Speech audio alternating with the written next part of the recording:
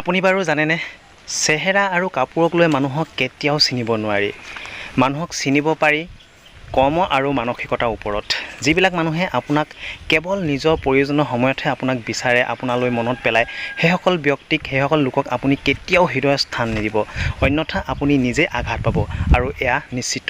আৰু এই কথাখিনি মই মোৰ জীৱনৰ অভিজ্ঞতাৰ ফালৰ পৰা আপোনালোকক ক'লোঁ। বাকী আপোনালোকে মানি লয় নলয় সেইটো আপোনালোকৰ কথা। আপোনাৰ কেতিয়াবা মনটো বেয়া লাগি থাকিলে নিজানত যেতিয়া বহি থাকে, কেতিয়াবা এনেকুৱা অনুভৱ হয়নে, তাহানি আপুনি লগৰীয়াৰ লগত হাঁহি ধেমালি কৰা, আনন্দ উপভোগ কৰা সেই সুখৰ দিনবিলাক ক'ত কেনেকৈ হেৰাই গ'ল এনেকুৱা কেতিয়াবা লাগে নেকি? যদি লাগে মই কৈছোঁ শুনক। মই এনেকুৱা এখন পৃথিৱীলৈ আহি গ'লোঁ নহয়, য'ত আপোনাৰ জীৱ বোলা বস্তুটোৰ সুখেই নাই। এনি টাইম দুখ।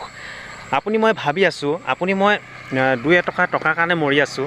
আমি ভাবি আছোঁ 2 টকা পালে আমি আমাৰ সপোনবিলাক পুৱাই ল'ম, আমাৰ সমস্যাবিলাক দূৰ কৰি ল'ম।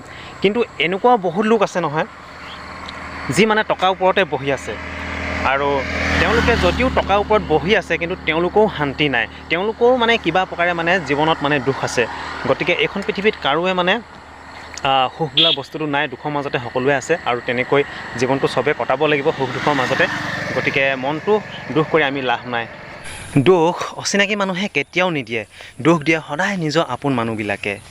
আপুনি হাজাৰবাৰ সুখ বিচাৰিলেও নাপায়, কিন্তু আপুনি নিবিচাৰিলেও কিন্তু দুখ আপোনালৈ এটা পিছত এটা আহিয়ে থাকিব। আপুনি দুখৰ বোজা লৈ ভাগৰি যাবগৈ, আপুনি আমনি পাই যাবগৈ। এনেকুৱাকৈ আপুনি নিবিচাৰিলেও দুখ আহি থাকিব। আপোনালোকে মোৰ এই কথাখিনিত বেয়া নাপাব আৰু কোনেও কথাখিনি গাত পাতি নল'ব। আৰু মই যি কৈ আছোঁ মোৰ জীৱনৰ অভিজ্ঞতাৰ ফালৰ পৰা কৈ আছোঁ।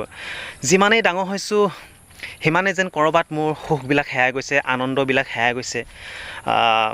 মই নাভাবোঁ যে মোৰ জীৱনতে অকল তেনেকুৱা হৈ আছে। হয়তো আপোনালোকে চাই থকাৰ মাজৰে হয়তো কাৰোবাৰ এনেকুৱা হৈ থাকিব পাৰে। গতিকে মই আশা কৰিম আপোনালোকৰ কাৰোবাৰ জীৱনত যদি তেনেকুৱা হৈ আছে, নিশ্চয় কমেণ্ট কৰি জনাব। ধন্যবাদ।